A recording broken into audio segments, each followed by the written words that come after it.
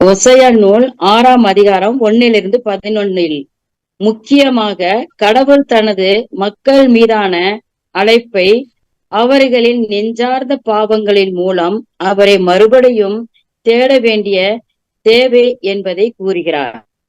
மக்கள் வேதனையுடன் மனம் மாறிக்கொண்டே கடவுளை உண்மையாய் நாடி பெற வேண்டும். அப்பொழுதுதான் அவருக்காக நித்திய நல்வாழ்வு கிடைக்கும். கடவுள் அவர்களை மீண்டும் தன்னை அணுகும்படி அழைத்து அவரின் வாழ்வின் வழியை பற்றி தெளிவுபடுத்துகின்றார். கடவுள் தனது மக்கள் மீது மீண்டும் நம்பிக்கை வைக்கின்றார்.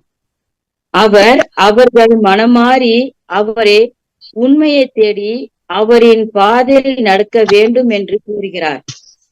அவர்கள் பாவத்தை ஒதுக்கி கடவுளின் அருளை நாடினால் அவர் அவர்களுக்கு நலத்தை, நல்ல வாழ்வையும் மற்றும் உண்மையான அறிமுகத்தையும் தருவார்.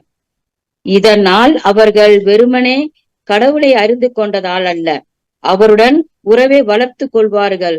ஆமேன்.